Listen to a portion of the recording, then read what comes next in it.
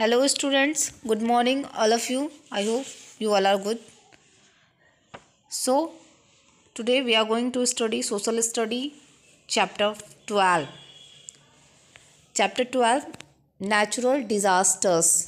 इस चैप्टर में हम नेचुरल डिज़ास्टर्स यानी नेचुरल मीन्स प्राकृतिक, डिज़ास्टर्स का मतलब होता है आपदाएं, तो हम प्राकृतिक आपदाओं के बारे में पढ़ेंगे. In this chapter we will read about the various types of natural disasters. हम लोग इसमें भिन्न भिन्न तरह के नेचुरल डिजास्टर के बारे में जानेंगे.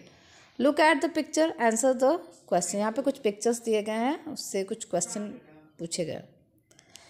तो चलिए हम लोग इस चैप्टर को स्टार्ट करते हैं. आप बुक 77 पेज पे आएंगे. Nature is very powerful. प्रकृति बहुत ही शक्तिशाली है. It provide us very with everything.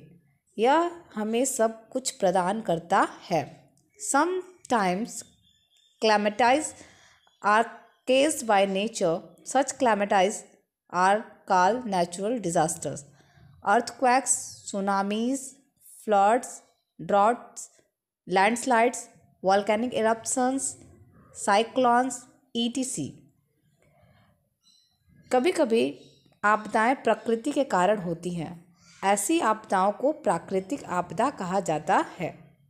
भूकंप, सुनामी, बाढ़, सूखा, भूस्खलन, ज्वालामुखी विस्फोट, चक्रवात आदि, इनको हम क्या बोलते हैं? प्राकृतिक आपदाएं. भूकंप आना ये सब प्रकृति के द्वारा होता है. सुनामी, बाढ़ का आना, सूखा, इस तरह की जो आपदाएं होती हैं ये प्रकृति के द्वारा होती हैं, तो इसे हम बोलते हैं प्राकृतिक आपदाएं यानी नेचुरल डिजास्टर्स.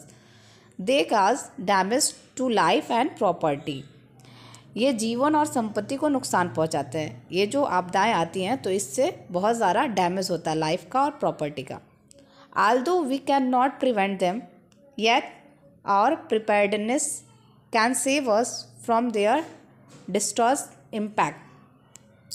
हालांकि हम इन्हें नहीं रोक सकते हैं, फिर भी हमारी तैयारियां हमें उनके विनाशकारी प्रभाव से बचा सकती हैं. अगर हम पहले से प्रिपेयर रहें, हम तैयारी करें, तो हम इस तरह के विनाशकारी प्रभाव से बच सकते हैं.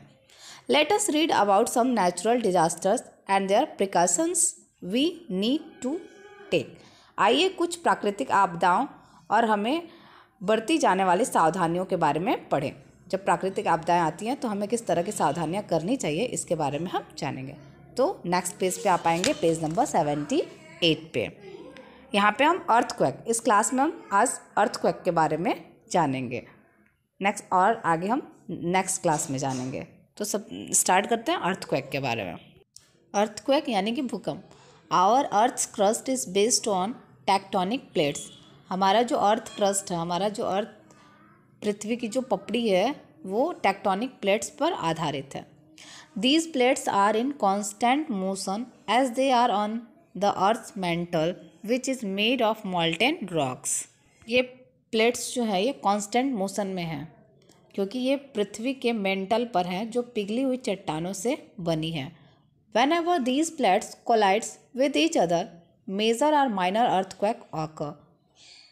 जब कभी ये प्लेट्स आपस में टकराती हैं तो बड़े या छोटे भूकंप आते हैं. ये जो प्लेट्स हैं, हमारा जो अर्थ क्रस्ट है वो क्या है? प्लेट्स पे आधारित है. तो जब ये प्लेट्स कभी कोलाइड्स करती हैं तो यहाँ पे छोटे या बड़े भूकंप आते हैं. Earthquakes are a regular activity. ये जो अर्थक्वेक हैं ये अक्सर आते रहते हैं. Most of the time the earthquakes are so minor that they are not felt by us. ज़्यादातर समय भूकंप इतने छोटे होते हैं कि वे हमें महसूस ही नहीं होते हैं, हम उनको महसूस नहीं कर पाते हैं. However when the collisions are of greater intensity earthquakes are felt strongly.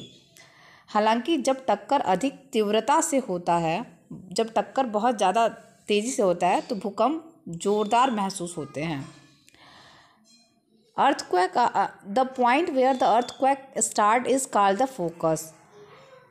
वो बिंदु जहाँ से भूकंप शुरू होता है, अर्थक्वेक जहाँ से स्टार्ट होता है, उस बिंदु को हम बोलते हैं फोकस.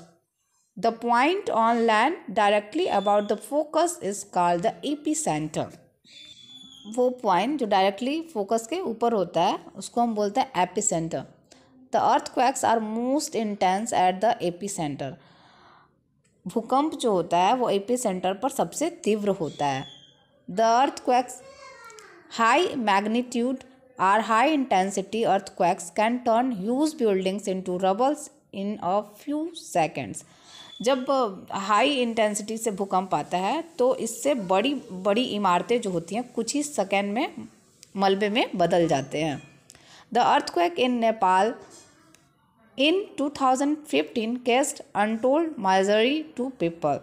2015 में नेपाल में आए भूकंप ने लोगों को बहुत ज़्यादा पीड़ा दी थी। Seismograph is used for measuring and recording an earthquake. भूकंप को मापने और रिकॉर्ड करने के लिए सिस्मोग्राफ का यूज़ किया जाता है।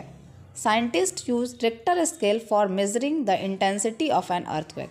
साइंटिस्ट जो हैं वो रिक्टर स्केल का यूज़ करते हैं भूकंप अर्थक्वेक के इंटेंसिटी को मीज़र करने के लिए। अब हम जानेंगे प्रिकॉशंस, किस तरह से हम भूकंप से प्रिकॉशंस कर सकते हैं, एहतियात बरत सकते हैं। Run out of the building immediately, stand away from buildings, lamp post ETC। तुरंत इमारत से बिल्डिंग से तुरंत हमें बाहर आ जाना चाहिए। जो भी बिल्डिंग है, लैम्प पोस्ट है आदि से दूर रहें जब भी भूकंप आता है। During an earthquake one should not stand near the outer wall or Windows.